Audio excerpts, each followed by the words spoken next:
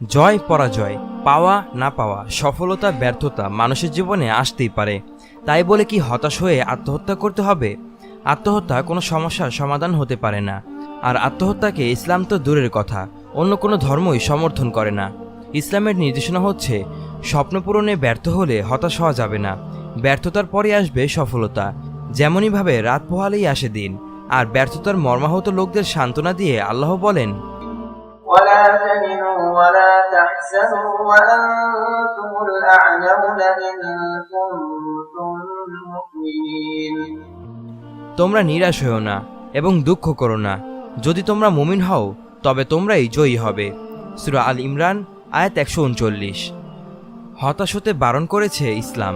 যারা জীবনের প্রথম পর্যায়ে খারাপ কাজ করেছে, পরবর্তী সময়ে নিজের কৃতকর্মের কথা স্মরণ করে মর্মপীড়ায় ভুগছেন, তাদেরও আল্লাহ তাআলা নিরাশ করেননি। তিনি তাদের সুপথে ফিরে আসার জন্য ক্ষমার সুসংবাদ দিয়ে বলেছেন, قل يا عبادي الذين أسرفوا على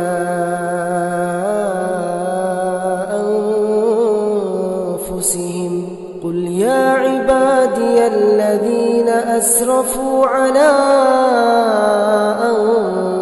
أنفسهم لا تقنطوا من رحمة الله لا تقنطوا من رحمة الله إن الله يغفر الذنوب جميعا إن الله يغفر الذنوب جميعا إنه هو الغفور الرحيم।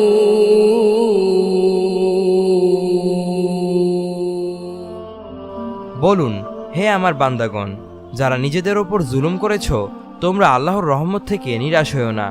নিশ্চয়ই আল্লাহ সমস্ত গুনাহ মাফ করেন, তিনি ক্ষমাশীল, পরম দয়ালু। সূরা জুমার আয়াত 53। অনেকে হতাশ হয়ে হরেক রকম নেশায় জড়ায়। এতে হয়তো সাময়িক স্বস্তি পাওয়া যায়, কিন্তু হতাশা থেকে মুক্তি পাওয়া যায় না। নেশা করা ইসলাম ধর্মে হারাম। তাই যারা পাওয়া না পাওয়া জীবনে হতাশ হয়ে পড়েছে, তাদের উচিত নেশা না করে ধৈর্য ধারণ করা এবং নামাজের মাধ্যমে আল্লাহর সাহায্য প্রার্থনা করা। কেননা ধৈর্যশীলদের সঙ্গে থাকেন আল্লাহ রাব্বুল আলামিন। এই সম্পর্কে প্রতিশ্রুতি দিয়ে আল্লাহ বলেন, ইয়া আইয়ুহাল্লাযীনা আমানু ইসতাঈনু বিস-সাবরি ওয়াস-সালাহ ইন্নাল্লাহা মা'আস-সাবিরিন। হে মুমিনগণ, তোমরা ধৈর্য ও নামাজের মাধ্যমে সাহায্য প্রার্থনা করো। নিশ্চয়ই আল্লাহ ধৈর্যশীলদের সাথে রয়েছেন। সূরা বাকারা আয়াত 153। আর আল্লাহ তাআলা যাদের সঙ্গে আছেন, তাদের দুঃখ কষ্ট ঘায়েল করতে পারে না। রাসূল সাল্লাল্লাহু আলাইহি ওয়াসাল্লাম হতাশাগ্রস্ত মানুষকে মানসিক প্রশান্তি লাভের জন্য কয়েকটি আমলের নির্দেশ দিয়েছেন, যা তাদের মনকে সজীব ও সতেজ করবে। প্রত্যেক ফরজ নামাজের পরে কিছু দোয়া আছে, যে ব্যক্তি ওইগুলো পড়ে আমল করবে, সে কখনো নিরাশ ও ক্ষতিগ্রস্ত হবে না।